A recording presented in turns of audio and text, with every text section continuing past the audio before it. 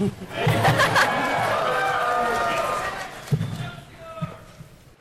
this gentleman next to me, The troublemaker. To the right. Hi. I was very curious. What's your favorite cameo in all of the Marvel movies? that is a tough one. That is tough. You may not know it, but I've done more than one cameo. In fact, somebody told me the other day, there are a lot of movie stars and so forth, but there's only one guy who's a cameo star. I've got the field all to myself. So when they have the next Academy Awards, they better have a thing for the best cameo of the year. Yeah. Now, you people have great influence. So the minute this panel is over, I expect you to contact your congressman, your senator. You can tell Trump if you want to. I want that cameo award. There you What go. was the question? I forgot. Favorite cameo. Well, I thought the one that I did, I think it was the Avengers, where I want to have a drink that Thor is drinking, and he says, it would be too strong for me. I said, come on, and I drink it. And in the next scene, they're carrying me out. Yeah. It's typical of the way I live my life anyway. Next question. What is it about conventions that brings you to so many of them? Why do we go to so many conventions? What makes you come to the conventions? Why? Why do I come? You know, now that you mention it. Why am I here? You know, you never told me I could stay home if I want. This is a little funny thing, guys. Every year we do our convention. Starting in January, we lay everything out. Around October, Stan comes up, Max, I'm done, no more. I go, okay, no big deal. He doesn't care. I don't care. Come December, January, hey Max, where are we going? I said, we're not going anywhere. Why? Because you said you don't want to do anything. Okay. Come January, his wife is telling me, get him out of the house. He's going crazy. She rules the house. He has this one little room, that's his little kingdom. And that's all he can touch. The minute he steps out of there, it's like, well, this needs this right here, and let's move this over here. Get him out, Max, he's driving me nuts. So that's why you go to conventions, to get you out of the house. You will notice that he manages to make his answers a lot longer than mine. It's the truth. It's the truth. Welcome to the Max Show. Yeah. With the accompaniment of Stanley. Something like that. What was the question? What was the answer? Well, you're a good question. Why do you go to conventions? Oh, you took care of that. No, I answer why. Oh, and I'll tell you why I go to conventions. I love conventions because I love the fans. I love seeing your enthusiasm. I love the fact that every year there are more and more, and the ones who used to be young fans are now older fans, but you're still fans. And they bring the kids. The thing about superheroes and comic books and that whole world, you stay in it once you get in it. You can't get out. It's like you're trapped. I'm still trapped. But it is fun coming here, autographing, doing a panel, doing photos and stuff, and it's a great feeling, and that's why I do it, because I like to feel great. So when I was a kid, you could get comic books anywhere. You could get them at a newsstand, in a convenience store, at the grocery line. And with all the newer forms of media out, I personally prefer the print copy. What do you see the future of print comic books? Oh, I think there'll always be print copies. I think people always love to read. And every time a movie is a hit, like Star Wars, I think Marvel already came out with 10,000 editions of Star Wars. So there'll always be comic books. You don't have to worry about that. The price will go up. Every few years it'll go up a couple of pennies, but what do we care? That's true. Right here. Somebody already asked you what your most favorite cameo is. I'd like to ask you what your least favorite cameo is. I don't think I have any cameos I didn't like. Well, yeah, okay. But you have to ask me what my reason for disliking it is. Why did you dislike it? All right. You have to control the audience. They don't just you play them like a fiddle. And he says he doesn't hear things, right? Yeah. My least favorite cameo was like the second one I ever did. It was a Spider-Man movie, and somebody is gonna, I think Spider-Man is gonna fall, or his end is gonna fall, or someone from a building, and everybody is looking up and going, "Ooh!" And I'm one of the guys looking up going, "Ooh," for 1 second. And I resented that because it didn't give me a chance to show the full power of all my acting is strong. And I had a long talk with the director after that. He apologized, of course. And I think in the next one, I was looking at another accident, and they gave me another second to go, "Ooh," like that, and that made it better. I could get into the spirit of the thing. No, but seriously, I don't have any non-favorite cameos. It's just such fun to be there. And, you know, when I go to the studio, I never know what I'm going to do. It's not as if I have a script. Well, who'd have a script for going, "Oh"? So I walk in, and they say, "Okay, stay." Oh, I'll tell you another thing that always happens, and it kills me. I walk in, and I'm wearing what I usually wear. Let's say a pair of jeans and a shirt and a pair of sneakers, maybe a sweater. So they say you have to go to wardrobe. So I go to wardrobe, and the guy or the girl in there says, "Mr. Lee, you have to wear these jeans and these sneakers and that sweater and this shirt." And I say, "Well, I'm already wearing exactly the same thing." "No, you've got to wear our jeans and sneakers." Like anybody knows the difference. But I got to spend 15 minutes changing my clothes and worrying they may steal my socks when I'm not there. Not easy being a cameo star. Thank you.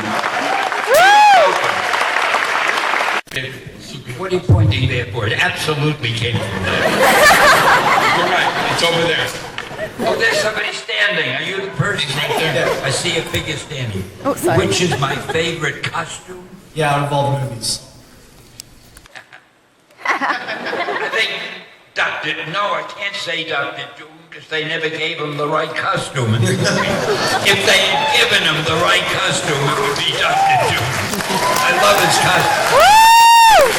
Oh, let me tell you why I don't consider Dr. Doom a criminal or a villain. What does the poor guy want to do? He wants to rule the world, right? All right. Any one of you could want to rule the world. You walk up to a cop right outside and you say, "Officer, I want to rule the world." He can't arrest you. It isn't a crime to want to rule the world. So why is Dr. Doom considered a villain? I'm going to write a story about that one day. People should... Oh, something else that's even more important. The word comic book. I know you've all wrestled with this problem, but I'm going to solve it for you. So many people write it as 2 words. Comic book. No, for you I should go, comic book. You can't write it as 2 words because that means a funny book. A comic book, right? It should only be 1 word, a comic book. When there's no space between the 2 words, it's something like nothing else in the whole world. It's a comic book, not a comic book. So I want you all, the minute this panel is over, I hope you know the name and address of your congressman. But really, get on it. It's quite important because it upsets me when I see it written as 2 words, and I know you don't want me to be upset. It's perfect. I excel at perfection. Oh yeah, Dr. Doom, yeah. Go ahead, start. Does it give you a great feeling of power being Oh, the one? No, it's... I mean, there might be 2 people. You go, you. No, that person there figures, why didn't he pick me? Give stuff to think that. Do you ever feel like you're comedy relief up here? You know? Okay, well, first of all, Stan, thank you for years and years and years of awesome, iconic, relatable characters that we all grew up with. We appreciate you. You're a creative genius. Oh, the smile, that's awesome. He said something like that, and he's the guy I couldn't understand? Thank you very much. No problem. I appreciate the fact that you're so good at recognizing people. No, thanks a lot. If you're over there, I hope you're looking the right way. Yes, I'm over here. All right, also my question is... Oh, there's a question? Yeah. Oh, I see. You start off with a compliment to get me off guard. That's the question. The annihilator. All right. All right, so now that Spider-Man is finally part of the Marvel Cinematic Universe, what Spider-Man villain that we haven't seen in a movie yet would you like to see in an upcoming Spider-Man movie, and why? I can't even remember all this. I don't know, have we used the Green Goblin or the Vulture lately? Many, many times. Yeah. So who haven't we used? Mysterio! Carnage! All right. If we haven't, look, I'll pick anybody that we haven't used. Max says Mysterio, that's good enough for me. That's cool, right? Yeah, anything. Yeah, that's cool. Those cool guys. Mysterio happens to be my... See how simple life can be if you just approach things calmly and you don't get too excited. Thank you, Sam. Thank you. All right, yeah, man. Hi. When somebody says hi, you shouldn't just sit there. You have to say hi back again. Because hi means how are you? It's short for how are you. So if somebody is saying to me, hi, I'm not going to just sit here like a bump on a log. I'm a polite person. Hi to you. And we can get on to the matter. See, I try to learn, teach you things as we go along. I want you to leave this panel a better, wiser person. Okay, my question is, what does it feel like having your creations on the big screen? It feels good. Again, I try to be truthful. And no, it's incredibly exciting. And every time I see these movies, the only bad thing, of course, is I feel if I had done the movie, it would have been still better, but I can't do everything. Or your cameo's better. Well, my cameos make it, though. They make up for the difference. No, but seriously, it is a great feeling seeing something that I had written as a comic book story 1,000,000 years ago. And there it is on the screen, and they're pretty loyal to the way the thing had been created and the way we established the characters. I beg your pardon.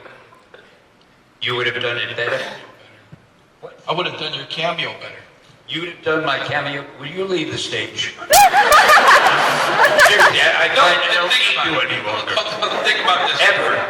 Think about this one. Everybody saw his cameo in Thor, right? The truck. Which one was that? The one you're in the truck and you're pulling out the hammer. I pulled the whole truck came apart. Yeah. The hammer stayed there. See, but this is my version. I kind of pitched it. I mean, they kind of looked at me like, you know, what are those? But I'll let you guys think about this one. His cameo would have been, the hammer gets knocked down to Earth, right? Hits the crater, and then you know what happens from there. But in my cameo version, the hammer bounces out the crater, hits the side of the road, and it's sitting there. Next scene, you see 2 feet walking. It almost trips over the hammer. Camera pans to Stan, and Stan says, "What's this doing here? Somebody can get hurt." Picks up the hammer and tosses it back into the car.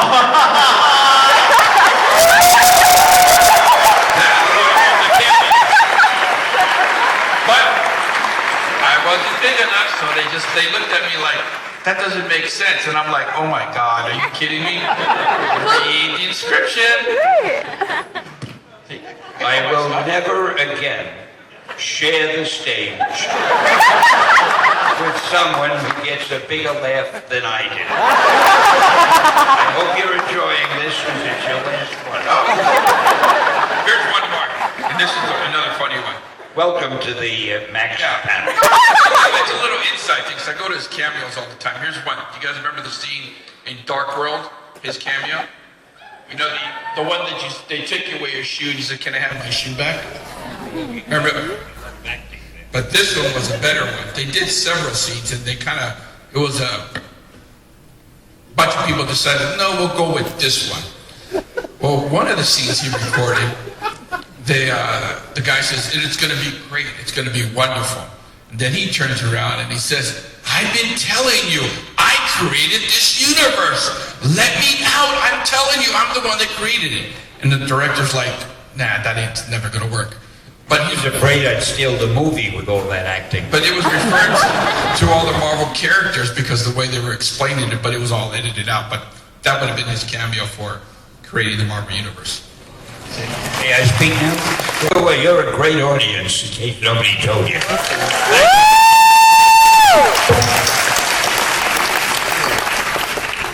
What's the first characters you ever created? The first character? When I was a little kid, I used to draw my own comics. But they were just like stick figures. I would draw a horizon line, not vertical, a horizontal line across the page. And then I would draw these very simple little figures running along the horizon, shooting at each other. I was violent even as a kid. The characters were always shooting each other, and they'd fall down. I was so good at drawing characters that fell down. Every page had a dozen characters who were shot and falling down. And what was the question again? My favorite what? Character. What was the first characters you ever created? Oh, well, so the first one I created was a little guy when I was about 7 years old on the horizon line, but I know that isn't what you're referring to. So I think the first one, when I started working at Marvel, which then was called Timely, and I was working for Joe Simon and Jack Kirby, who hired me. They were the greatest, let me tell you. Anyway, they asked me at one point to come up with a new character. And I came up with me, it was just getting a name. So I got the name The Destroyer. And I think that was the first one I had ever done. Then I wanted to get something about time travel, a science fiction story. So I did one called Father Time. Although he was called Father Time, he wasn't really a father, he was a young guy. But those were the two, Destroyer and Father Time. Neither of them became superstars, although the name The Destroyer, I think we used many years later in our company. Pardon me? He's still involved, that's right. Still around there destroying things. So those are the two. And as far as I can remember, there may have been more, but that was quite a few years ago. Oh, go ahead, bud. Hello. Hello. Okay, my name is Julian, and I'm a young actor. And who would you say the best and worst actors you have worked with? That's a trap. Oh, I don't work with any worst actors because they only hire the best actors, so I'm off the hook there. Now, I've got to tell you, I have such respect for the actors. Everyone. I don't know a bad one. I really don't. The only one, and it's not his fault. What's the name of the guy again who plays the head of S.H.I.E.L.D., the Colonel? Colonel Fury. Sam Jackson. Samuel Jackson. He's not bad. He's a friend of mine. He's a wonderful actor, but I think they don't make him tough enough in the movies he's in, or in the television episodes. Yeah. When I wrote Colonel Fury, he was tough as nails, and they make him a little too calm now. I'd like to see him ripping into people and yelling and screaming, like I do. But he's a wonderful actor, and I can't think of any actor we've had in any of our movies where I would have said, gee, they shouldn't have used him, they should have gotten somebody else. They're all good. Maybe they're so good because the characters they play, so many of which I had something to do with, are such great characters that you can't not act them well, right? Anybody can play those characters. They're wonderful. I figured I had to say it. You might not have gotten around to it. Also, as the last thing, thank you so much for creating the best comic characters anyone could have. I like it. You're very welcome. Thank you. Go ahead, What inspired you to make comics? Greed. Didn't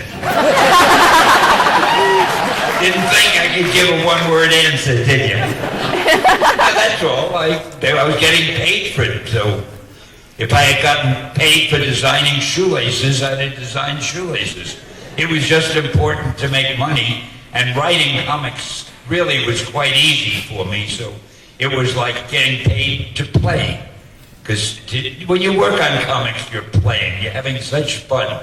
Your imagination is running free. It's like when you were a kid, you read fairy tales. Well, doing these comics, it's like doing fairy tales for older readers. You have the same type of characters. In fairy tales, you have witches and goblins and dragons and all sorts of giants. And in superhero comics, you have the same type of thing. So again, I forgot the question, but that's the reason for whatever it was that was asked me. There you go. Next question. Hi, my question is, This is going to be a serious one. yeah, no, it's here somewhere. If you could work with any author, dead or alive, who would you work with? Any Author, yeah. author, dead or alive? I think maybe Conan Doyle, who did Sherlock Holmes, because I love the way he could make you feel you knew that character as if that character was your brother. I knew Sherlock Holmes better than I know him. But of course, there's not much to choose between there. Did I spill that whole thing on you? It was my fault. This is why they don't invite me too often. My fault. All right, we owe him a bottle of water. But anyway, I think Conan Doyle. I think maybe the next one would be Shakespeare. And nobody could write like Shakespeare. And his characters.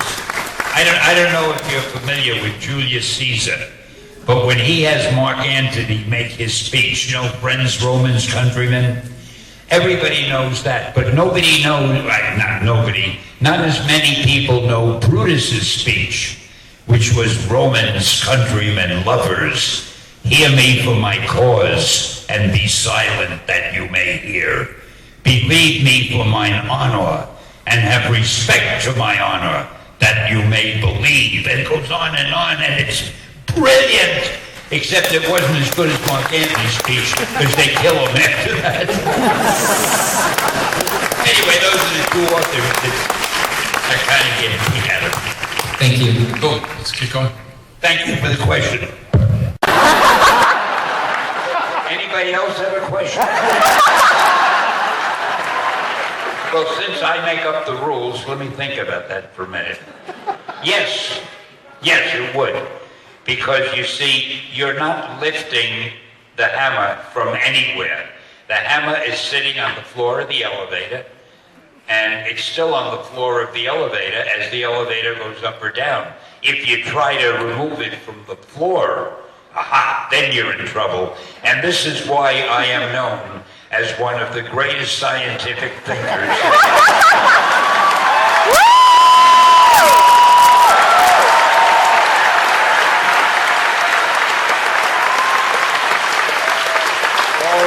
Thank you, but I now have something.